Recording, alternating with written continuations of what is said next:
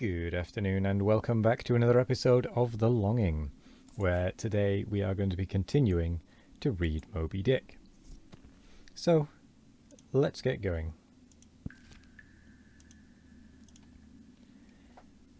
Chapter 83. Jonah Historically Regarded. Reference was made to the historical story of Jonah and the whale in the preceding chapter. Now some Nantucketers rather distrust this historical story of Jonah and the whale, but then there were some sceptical Greeks and Romans who, standing out from the orthodox pagans of their times, equally doubted the story of Hercules and the whale, and Orion and the dolphin. And yet their doubting those traditions did not make those traditions one whit the less facts, for all that. One old Sag Harbor whaleman's chief reason for questioning the Hebrew story was this. He had one of those quaint old-fashioned Bibles, embellished with curious, unscientific plates, one of which represented Jonah's whale with two spouts in his head, a peculiarity only true with respect to a species of the Leviathan, the right whale, and the varieties of that order, concerning which the fishermen have this saying: a penny roll would choke him, his swallow is so very small. But to this, Bishop Jebb's anticipative answer is ready.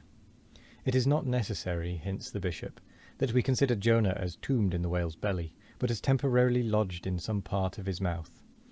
And this seems reasonable enough in the good bishop. For truly the right whale's mouth would accommodate a couple of whist tables and comfortably seat all the players. Possibly, too, Jonah might have ensconced himself in a hollow tooth. But on second thoughts, the right whale is toothless. Another reason which Sag Harbor, he went by that name, urged for his want of faith in this matter of the prophet, was something obscurely in reference to his incarcerated body and the whale's gastric juices. But this objection likewise falls to the ground, because a German exegetist supposes that Jonah must have taken refuge in the floating body of a dead whale, even as the French soldiers in the Russian campaign turned their dead horses into tents and crawled into them. Besides, it has been divined by other continental commentators that when Jonah was thrown overboard from the Joppa ship, he straightway effected his escape to another vessel nearby, some vessel with a whale for a figurehead, and I would add, possibly called the whale, as some craft are nowadays christened the shark, the gull, the eagle. Nor have there been wanting learned exegetists who have opined that the whale mentioned in the book of Jonah merely meant a life-preserver, an inflated bag of wind, which the endangered prophet swam to, and so was saved from a watery doom. Poor Sag Harbor, therefore, seems worsted all round. But he had still another reason for his want of faith. It was this. If I remember right, Jonah was swallowed by the whale in the Mediterranean Sea, and after 3 days he was vomited up somewhere within 3 days' journey of Nineveh, a city on the Tigris, very much more than 3 days' journey across from the nearest point of the Mediterranean coast. How is that? But there was no other way for the whale to land the prophet within that short distance of Nineveh? Yes, he might have carried him round by the way of the Cape of Good Hope, but not to speak of the passage through the whole length of the Mediterranean, and another passage up the Persian Gulf and Red Sea. Such a supposition would involve the complete circumnavigation of all Africa in 3 days, not to speak of the Tigris waters near the site of Nineveh, being too shallow for any whale to swim in. Besides, this idea of Jonah's weathering the Cape of Good Hope at so early a day would wrest the honour of the discovery of that great headland from Bartholomew Diaz, its reputed discoverer, and so make modern history a liar. But all these foolish arguments of old, Sag Harbor only evinced his foolish pride of reason, a thing still more reprehensible in him, seeing that he had but little learning except what he had picked up from the sun and the sea, I say it only shows his foolish, impious pride and abominable, devilish rebellion against the reverend clergy.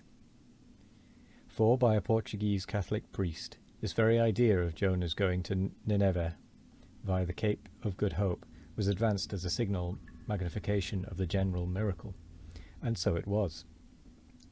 Besides, to this day, the highly enlightened Turks devoutly believe in the historical story of Jonah, and some 3 centuries ago, an English traveller in old Harris's Voyages speaks of a Turkish mosque built in honour of Jonah, in which mosque was a miraculous lamp that burnt without any oil. Chapter 84. Pitch Poling.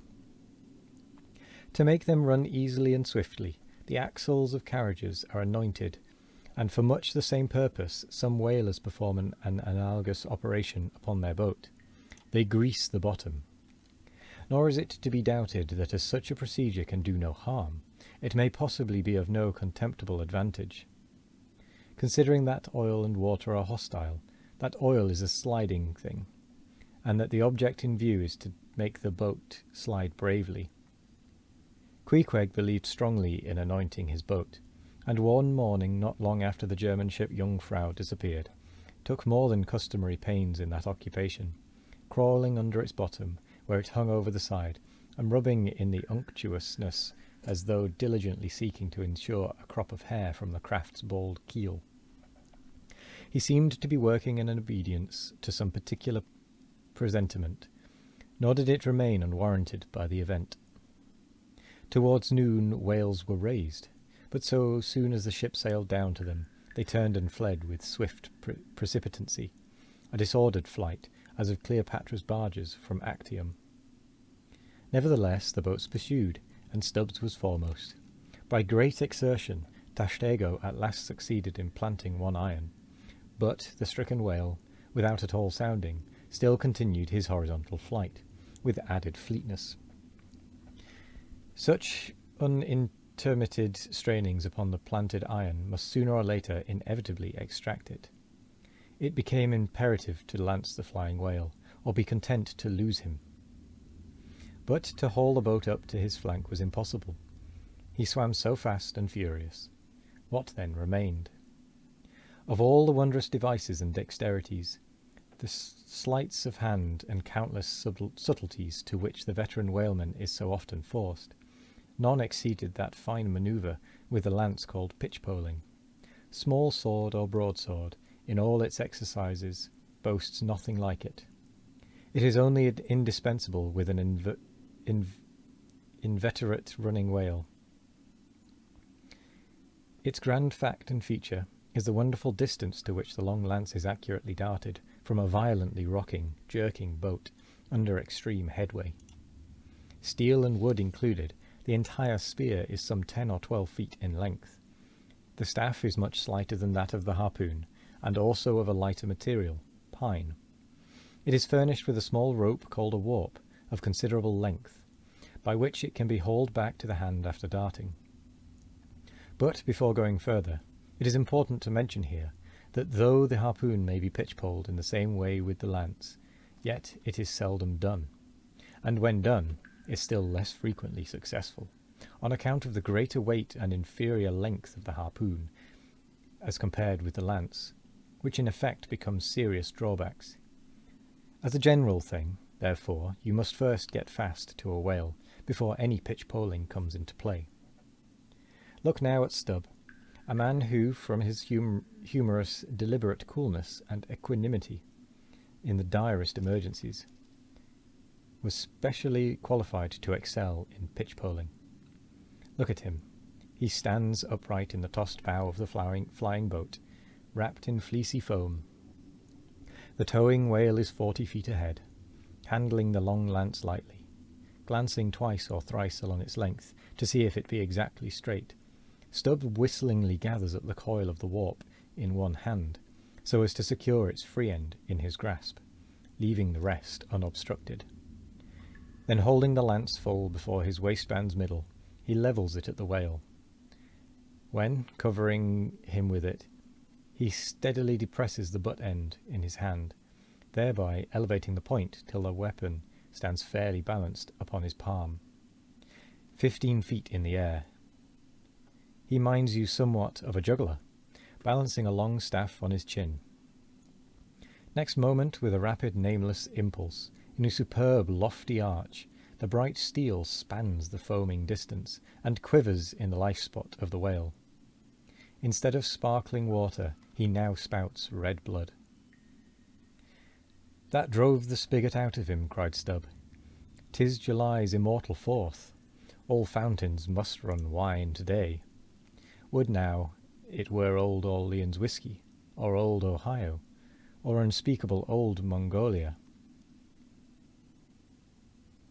No, Monongahela. Then, Tashtego, lad, I'd have ye hold a cannakin to the jet, and we'd drink round it. Yea, verily, hearts alive, we'd brew choice punch in the spread of his spout hole there, and from that live punch bowl quaff the living stuff." Again and again to such gamesome talk the dexterous dart is repeated, the spear returning to its master like a greyhound held in skilful leash. The agonized whale goes into his flurry.